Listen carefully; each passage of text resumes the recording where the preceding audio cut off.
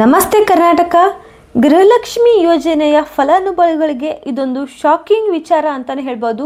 ಅಥವಾ ಈ ಯೋಜನೆಯನ್ನು ದುರ್ಬಳಕೆ ಮಾಡ್ತಿರುವ ಎಷ್ಟೋ ಜನರಿಗೆ ಲಕ್ಷ್ಮಿ ಹೆಬ್ಬಾಳ್ಕರ್ ಅವರು ಒಂದು ಶಾಕಿಂಗ್ ವಿಚಾರವನ್ನು ನೀಡಿದ್ದಾರೆ. ಸಚಿವೆ ಲಕ್ಷ್ಮಿ ಹೆಬ್ಬಾಳ್ಕರ್ ಅವರ ಹೇಳಿಕೆ ಅಂದರೆ, ಮೃತ ಮಹಿಳೆಯರ ಬ್ಯಾಂಕ್ ಖಾತೆಗಳಿಗೆ ಸ್ವಲ್ಪ ಹಣ ಜಮಾ ಆಗಿರುವುದು ನಮ್ಮ ಗಮನಕ್ಕೆ ಬಂದಿದೆ. ಎಲ್ಲ ಸರ್ಕಾರಿ ಕಾರ್ಯಕ್ರಮಗಳು ಅರ್ಹ ಫಲಾನುಭವಿಗಳನ್ನು ತಲುಪುವುದು ರಾಜ್ಯ ಸರ್ಕಾರ ಬಲವಾಗಿ ಬೆಂಬಲಿಸುತ್ತೆ. ಆದ್ದರಿಂದ ಮಹಿಳಾ ಮತ್ತು ಮಕ್ಕಳ ಕಲ್ಯಾಣ ಇಲಾಖೆಯ ಅನರ್ಹ ಫಲಾನುಭವಿಗಳ ಮತ್ತು ಮೃತ ವ್ಯಕ್ತಿಗಳ ಖಾತೆಗಳನ್ನು ತೆಗೆದುಹಾಕಲು ನಿರ್ಧರಿಸಿದ್ದೇವೆ.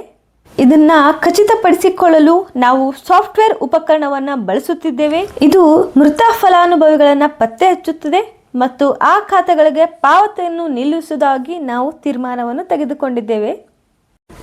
ಈ ಯೋಜನೆಯು ದುರುಪಯೋಗವಾಗದಂತೆ ನೋಡಿಕೊಳ್ಳಲು ಅಂಗನವಾಡಿ ಕಾರ್ಯಕರ್ತೆಯರು ಸಾಫ್ಟ್ವೇರ್ನಿಂದ ಖಾತೆಗಳನ್ನು ಗುರುತಿಸಲಾದ ಫಲಾನುಭವಿಗಳ ಮನೆಗಳಿಗೆ ಭೇಟಿಯನ್ನ ನೀಡಲಿದ್ದಾರೆ ಅಂತ ತಿಳಿಸಿದ್ದಾರೆ.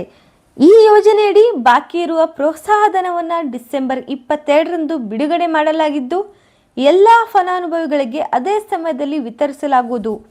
ಡಿಸೆಂಬರ್ 27ರವರೆಗೆ ವಿತರಣೆ ಪೂರ್ಣಗೊಳ್ಳಲಿದೆ ಎಂದು ತಿಳಿಸಿದ್ದಾರೆ. ನಮ್ಮ ಈ ಆಲ್ ಅಪ್ಡೇಟ್ಸ್ ಕನ್ನಡ ಚಾನಲ್ನಲ್ಲಿ ಕೆಲವೊಂದು ಇಂಪಾರ್ಟೆಂಟ್ ಆಗಿರುವಂಥ ಸ್ಕೀಮ್ಗಳ ಬಗ್ಗೆ ನಾನು ವಿವರಣೆಯನ್ನು ನೀಡಿದ್ದೇನೆ. ಹೋಗಿ ಒಂದು ಸಲ ಚೆಕ್ ಮಾಡ್ಕೊಳ್ಳಿ. ನಮ್ಮ ವಿಡಿಯೋಗೆ ಶೇರ್ ಮಾಡಿ ಮತ್ತು ಸಬ್ಸ್ಕ್ರೈಬ್ ಮಾಡಿ. ನಮಸ್ತೆ.